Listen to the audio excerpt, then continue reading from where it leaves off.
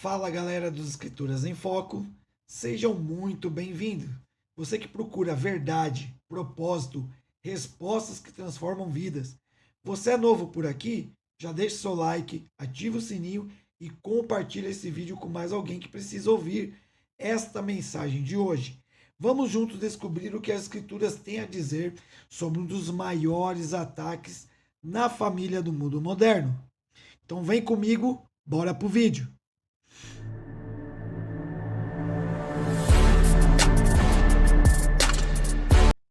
O casamento instituído por Deus como união sagrada entre o homem e a mulher está sob o ataque dos nossos tempos.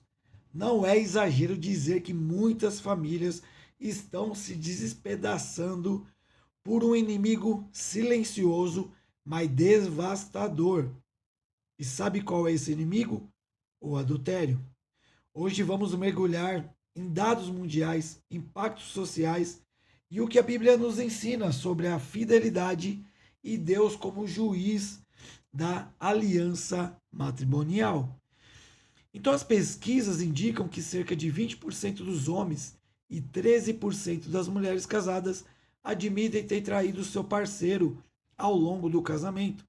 E isso é apenas o que é admitido em pesquisas. Os institutos mostram que até 57% dos casamentos terminam em divórcio após a infidelidade descoberta. Em muitos casos, o casamento não sobrevive emocionalmente após a traição. Essa pesquisa, que fala sobre cerca de 20% e 13% das mulheres casadas admitem ter traído o seu parceiro, são aqueles que admitem, tá? Muitos não admitem que já traiu os seus parceiros. Então essa pesquisa só indica os que admitiram já. E 50% dos casamentos que terminam em divórcio depois que descobrem a traição. Então é mais da metade dos divórcios são causados por adultério. Infidelidade é responsável por aproximadamente 25% a 40% dos divórcios globalmente falando. E o risco de rompimento aumenta quase 3 vezes quando há adultério. Mesmo no Brasil, onde outras causas influenciam, os divórcios crescem 4,9% só em 2023.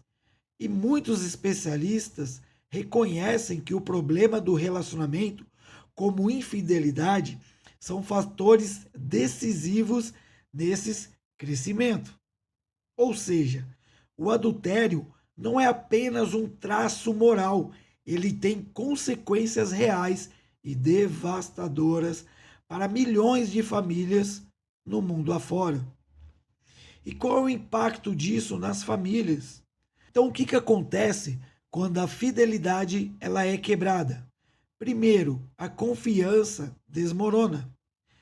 Segundo, o relacionamento emocional e sexual sofre danos profundos. E terceiro, muitas vezes filhos, herdeiros de uma união, carregam feridas que duram gerações.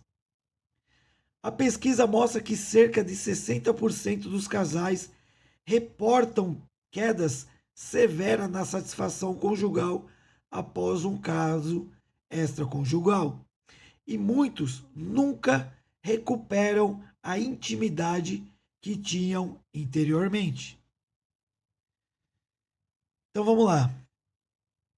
Quando a confiança desmorona, é muito difícil você reatar um casamento aonde a fidelidade é quebrada. Por quê? Porque a confiança, ela é quebrada. E é muito difícil você reconquistar a confiança, tanto da mulher quanto do homem, tá? Então, quando a mulher trai o marido, é muito difícil o marido confiar de novo. E mesma coisa o marido, é muito difícil ele confiar novamente na esposa. Então, quando há adultério, quando a confiança é quebrada, é muito difícil reatar. Porém, não é impossível, tá? Então, a confiança, você, lógico, vai levar mais tempo, mas não é difícil você reconquistar a confiança. E esse é o ponto que eu dou mais ênfase, porque é a parte dos herdeiros, é a parte dos filhos, que quando há uma falta de confiança, quando há um adultério, quem sofre mais nessa situação são os próprios filhos. Os filhos carregam marcas, feridas incalculáveis. Por quê? Porque quando há o adultério, ou da mulher ou do homem, os filhos veem as reações. Os filhos, eles presenciam as discussões, os filhos presenciam as discordâncias e muitas vezes ataques físicos entre os cônjuges. E os filhos presenciam tudo isso. E quem mais sofre é os filhos. Teve um caso que é um absurdo total, um vídeo que viralizou. Uma mulher, após a separação do marido, ela pegou a filha e ficava falando o tempo todo: Ah, dá tchau pro papai. Hoje nós vamos tirar as nossas vidas. Hoje nós vamos é, encerrar as nossas vidas. E fazendo com que a filha admitisse isso. E a filha chorando não queria. Mas a mãe impulsionando a filha a falar pro pai, dando tchau. Quer dizer, esse é o ponto do absurdo, aonde dá um rompimento de uma família, de um casamento. Ainda mais se há um adultério. Então, e quem sofre com isso? A criança. A loucura dos pais afetam as crianças. A falta de confiança dos pais afetam totalmente as crianças. E as crianças crescem com traumas muitas vezes irreparável. Por quê? Porque as crianças crescem acreditando que, no caso, se o homem traiu, muitas vezes a criança não consegue confiar em um homem. Se é uma criança menina, ela vai entender, porque a mãe vai ficar falando os homens não prestam e tal. A criança cresce sem confiar no homem. E ao contrário também acontece. Porque o pai foi ferido e o pai, talvez por uma escolha, não consiga ter um relacionamento com outra mulher. E isso afeta também até na escolha da sexualidade da criança. Muitas crianças crescem num lar onde o pai só trai a mãe, acaba desmoralizando a mulher, né, fazendo pressões psicológicas, agressões físicas e muitas vezes agressões psicológicas também. E a criança cresce nesse contexto. E aí a criança não consegue ter um relacionamento heterossexual. Muitas dessas crianças acabam virando homossexual por conta desse relacionamento dos pais abusivo, tá? Então por isso que esse ponto é muito importante. Quando um casal perde a confiança e entra num ato de adultério, a criança cresce sem confiança de ter um relacionamento também. Então isso é muito importante, tá? E isso afeta todas as áreas da família. Mas o que a Bíblia diz sobre isso? Em Êxodo capítulo 20, verso 14, Deus deixou um mandamento: não adulterarás. E esse é um dos mandamentos diretos dados por Deus ao seu povo. Mas nós também temos que colocar em relevância que Êxodo capítulo 20, verso 14, o não adulterarás, ele não está falando somente do lado conjugal, tá? Deus está trazendo esse mandamento também para si. Por quê? O povo de Deus adulterava com outros deuses. No entanto, que Deus chegou a chamar um profeta e pedir para ele casar com uma prostituta.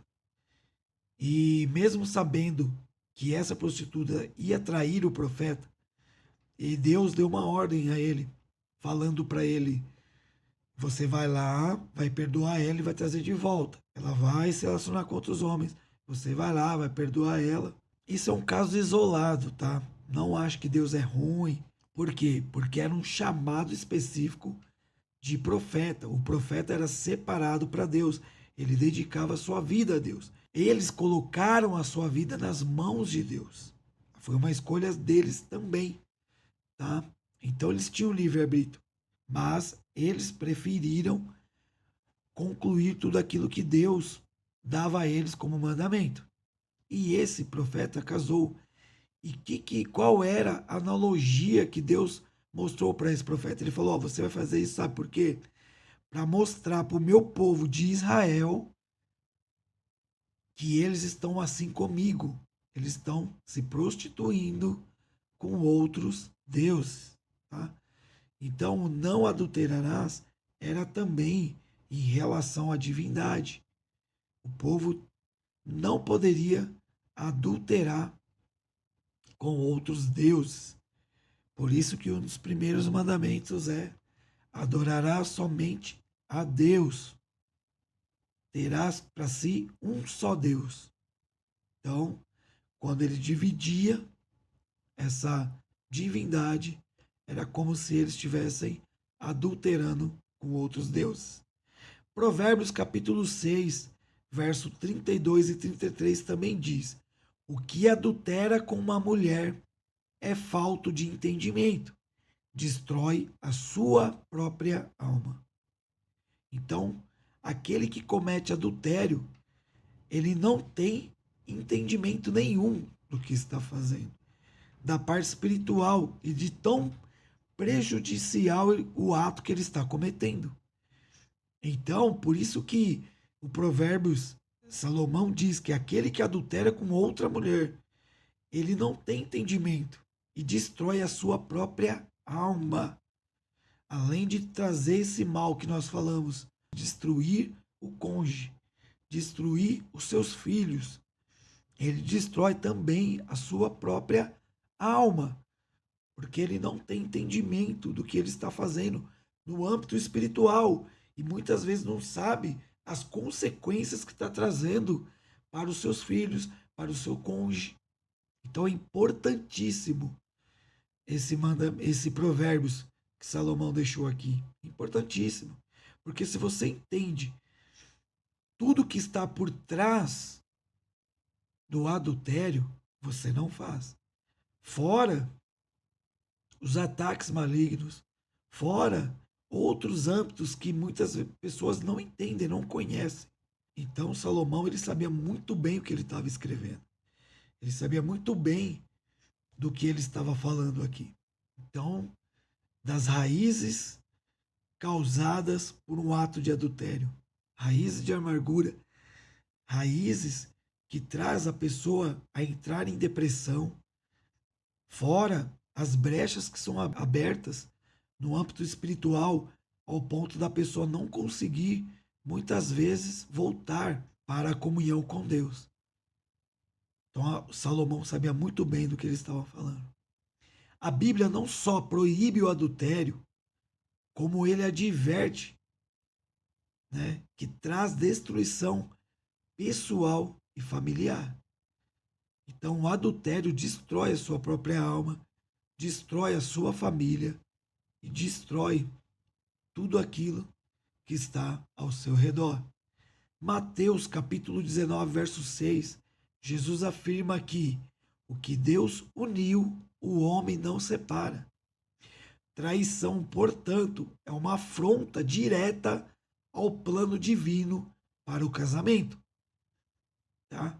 Realmente, o que Deus uniu, o homem não separa. Mas o pecado separa. Por quê? Porque o pecado, em primeiro lugar, traz separação do homem com Deus. Deus une. O homem por si só não consegue destruir. Porém, quando o homem cai em pecado, automaticamente traz separação dele com Deus. E aí a vida do homem já não é mais regida por Deus, mas sim pelo inimigo, mas sim pelo diabo. E aí já não é mais o Deus que uniu, aí já é o diabo que separou. Então o diabo induz o homem ao pecado E com isso ele traz a separação daquilo que Deus uniu. Então o homem por si só não consegue separar com aquilo que Deus uniu, porque Deus é perfeito. E quando o seu casamento ele é colocado diante de Deus, Deus ele reforça esse laço entre o homem e a mulher, e é muito difícil o homem por si só separar da mulher, porque o seu caráter como homem, como mulher, é moldado, é transformado. E com isso, você aprende a valorizar o seu cônjuge. Então, quando Deus une, é muito difícil o homem por si só separar. Porque Deus está moldando os caráteres. Deus está moldando o relacionamento. Deus está moldando a forma que você enxerga o seu cônjuge. Então, com isso, o homem por si só não separa. Porém, o inimigo está ao nosso derredor, tentando achar uma brecha para nos tragar. E com isso, estragar tudo aquilo que Deus colocou sobre as nossas mãos. Todo o propósito que Deus escreveu para nós. E com isso, o nosso cônjuge também está incluído nesse propósito. Então, o desejo, a vontade do diabo de destruir todos os planos que Deus escreveu para a sua vida é real. Ele encontra brechas, vai minando tudo aquilo que Deus está construindo, destruir o seu caráter, ao ponto de você errar com o seu cônjuge e com isso destruir a sua família, seu filho e tudo mais.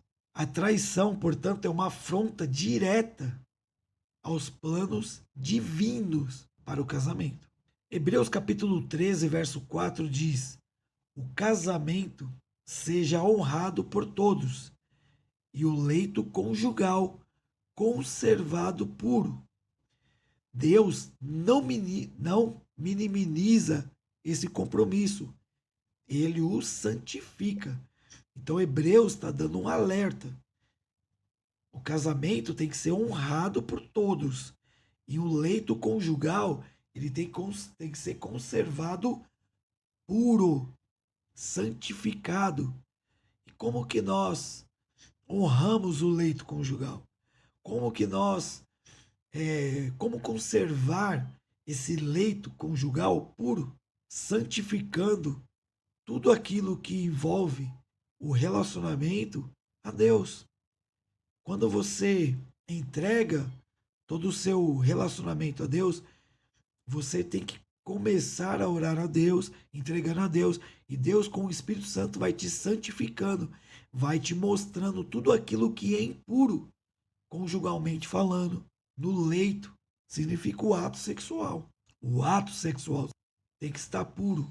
Como? Quando você estuda a palavra, quando você lê a palavra de Deus, você vai começar a identificar que tem situações que não cabe dentro de um relacionamento puro, de um relacionamento conjugal colocado na presença de Deus. Então você vai começar a consagrar a Deus o seu ato sexual.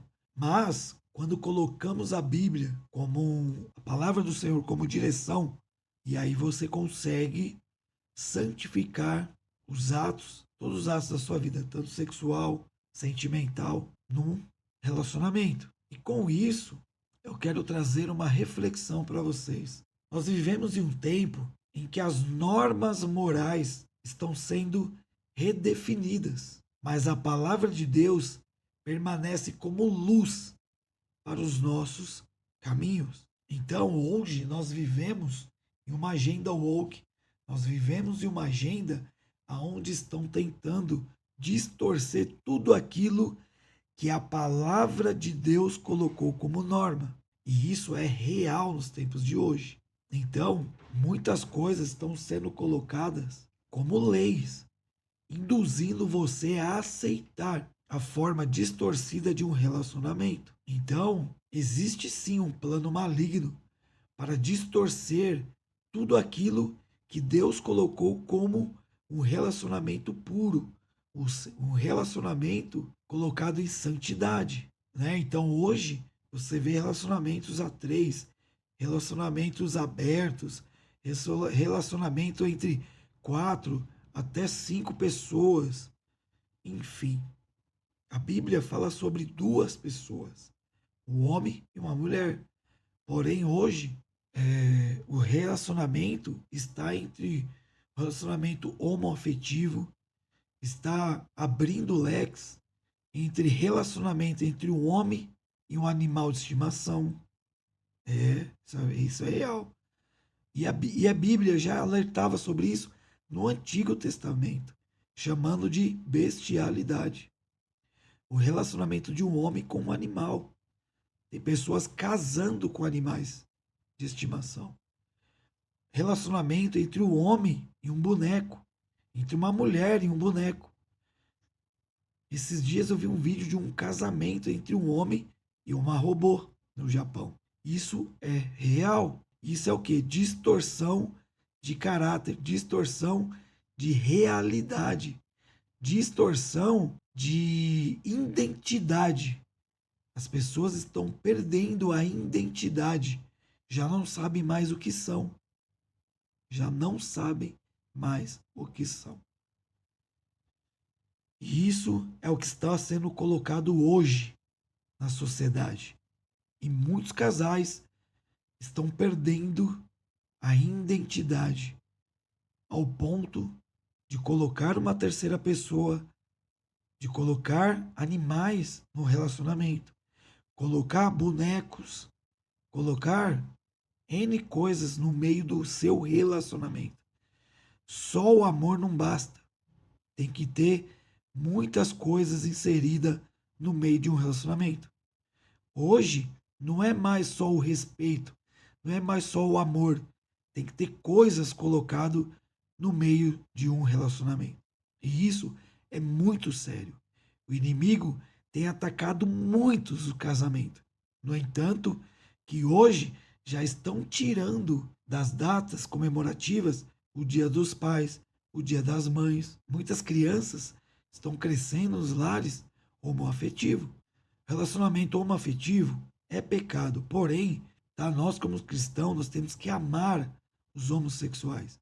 Nós, como cristãos, nós temos que abraçar essas pessoas, porque, né, muitas pessoas se achegaram a Cristo por causa de um uso de drogas, por causa de um vício, por causa de uma ferida na alma, por causa de uma enfermidade no corpo. Então, dessa mesma forma que você chegou na presença de Deus com feridas, com traumas, essas pessoas também. E é ridículo quando uma pessoa já está na igreja, já está curada, ela olha para essas pessoas julgando, atacando, afastando essas pessoas da presença de Cristo. É ridículo. Ah, mas você está falando isso porque você não tem um filho assim. Ah, você está falando isso porque você não é assim. Muito pelo contrário, você não conhece a minha vida. Você não sabe se eu tenho pessoas na minha família homossexuais. Eu tenho amigos homossexuais. Sempre tive amizade com pessoas assim. E nunca afastei minha família dessas pessoas. Muito pelo contrário. A gente já evangelizou, a gente já viu testemunhos de pessoas muito próximas a nós, que andávamos com nós, que eram homossexuais, que se tornaram cristãos depois. Tá? Mas por quê? Porque viram em nós o amor. E eu não estou falando isso para nos vangloriar, eu estou dando esse exemplo para realmente confrontar esses crentes falsos, crentes fariseus, que se colocam como crentes, mas quando vê alguém ferida, como no bom samaritano, passam de largo. Passam de largo, sabe? Sendo que o verdadeiro evangelho nos fala para nós amarmos uns aos outros, abraçarmos uns aos outros, como Jesus muitas vezes foi julgado por estar no meio dos idólatras, no meio das prostitutas, no meio dos cobradores de impostos. E isso que a gente tem que colocar na mente, que muitos cristãos têm esquecido. Jesus estava no meio, mas a atitude de Jesus fazia diferença, porque Jesus estava no meio, mas a vida de Jesus não refletia aquela situação ou aquela atitude que aquelas pessoas estavam tomando. Vou dar um exemplo. Não é porque eu estou no meio do homossexual que as minhas atitudes têm que corresponder ao homossexualismo. Muito pelo contrário, eu tenho que ser um cristão posicionado no meio deles. Não é porque eu estou no meio de pessoas que bebem que eu tenho que beber. Muito pelo contrário. A minha atitude tem que refletir o contrário. Não é porque eu conheço pessoas que fumam que eu vou fumar. Não, a minha atitude como cristão tem que refletir o contrário. Mas isso não me impede de amar essas pessoas e de estar no convívio com essas pessoas. Há uma diferença. Porém, eu tenho que abrir um parênteses aqui, porque na internet as pessoas distorcem o que a gente fala. Então vou abrir um parênteses.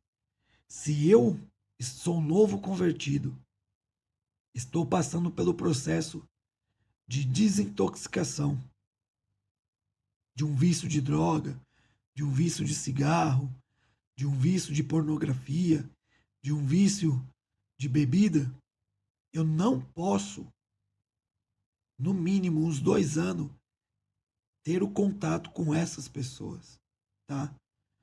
Para o bem da minha saúde. Por quê? Porque eu ainda não estou totalmente curado dessas feridas. Então eu não posso ter o convívio com essas pessoas, porque é certeza que eu vou cair de novo. É certeza que eu vou voltar a ter as práticas antigas, porque eu estou no convívio, ainda no processo de libertação. Então é importantíssimo a gente ter essa diferença. Agora, se eu já sou pastor, eu já tenho um chamado, se eu já tenho um tempo de evangelho, se eu já identifiquei que eu estou totalmente curado, cara, vai para cima, deixa Deus te usar. Deixa Deus te usar com poder e ousadia. Amém? E o casamento é a mesma coisa. Eu cheguei na igreja com um casamento destruído. E Deus restaurou o casamento, restaurou o meu caráter. E isso serve para depois você acabar evangelizando outras pessoas, outros casais. Agora, você que entregou o seu casamento na igreja, seu casamento foi construído dentro da igreja, o seu testemunho também vai servir aqueles casais que estão se relacionando na igreja. Tanto você que construiu o seu casamento correto perante Deus, desde o namoro, desde o noivado e casou, ou aquele casal que chegou na igreja com a vida totalmente destruída, aceitou Jesus e Deus restaurou o casamento, Deus vai usar vocês como um testemunho maravilhoso para a sociedade. Porém, temos que estar com o nosso relacionamento forjado na rocha que é Jesus Cristo. Jesus Cristo. O nosso casamento tem que ser como uma espada. A palavra diz que a espada, que a palavra de Deus é espada também, que corta, né, entre as juntas e medulas. Então, o nosso casamento tem que ser espada para a sociedade de hoje. Porque nós estamos vivendo um tempo que as normas morais estão sendo totalmente destruídas, redefinidas. Mas a palavra de Deus permanece como luz, ela permanece intacta. Famílias destruídas, lares despedaçados, pessoas feridas por escolhas poderiam ter sido evitadas. A escolha está nas suas mãos, porque por mais que existe sim o ataque, por mais que existe sim provações, por mais que existem as seduções do maligno, os manjares do maligno, mas a escolha sempre está na sua mão. Vou dar um exemplo de Davi, que é uma história que todo mundo conhece. Davi estava num período de guerra, tá? E aí ele saiu na varanda, ele viu a moça, se encantou com a moça, mas ele tinha a escolha de não contemplar a beleza da moça. Ele poderia olhar, achar bonito, mas falar: não, isso não me pertence. Mas ele não. Ele deixou que a cobiça entrasse no seu coração. E ele começou a cobiçar aquela mulher, ao ponto dele escolher trazer essa mulher ao palácio. e ter um relacionamento com essa mulher sexual. E ele sabia que ela era casada com um dos seus servos, com um dos seus soldados. Então, o tempo todo a escolha estava na mão de Davi. Mas ele escolheu, todas as escolhas dele foram erradas. Ele escolheu errar. Ele escolheu adulterar. Ele escolheu fazer o errado. Todas as coisas no nosso relacionamento, sempre a escolha passa pelas nossas mãos. Você escolhe brigar. Você escolhe discutir. Você escolhe várias coisas dentro de um relacionamento. Não culpe, não faça como Adão, não faça como a Eva. Quando Deus perguntou, o Adão falou, foi a mulher que você me deste. Aí você, mulher, foi a cobra. Aí chegou na cobra, e aí, cobra? Cobra não tinha resposta. Brincadeira. Mas é bem isso, sempre um culpando o outro. Nenhum assumiu a sua própria escolha. Ninguém assumiu que escolheu errado. Preferiu terceirizar a culpa do seu próprio erro. Cada casamento pode ser um testemunho vivo de amor de Cristo, se for preservado com fidelidade, perdão e graça. Amém? Se esse vídeo tocou o seu coração, compartilhe com alguém que precisa ouvir essa palavra. Deixe nos comentários o que você pensa sobre fidelidade no casamento e como a fé tem sido um suporte na sua vida. E não esqueça de se inscrever no canal, deixar o seu like, ativar o sininho e que Deus abençoe você, sua família e até o próximo vídeo e até mais. Deus abençoe.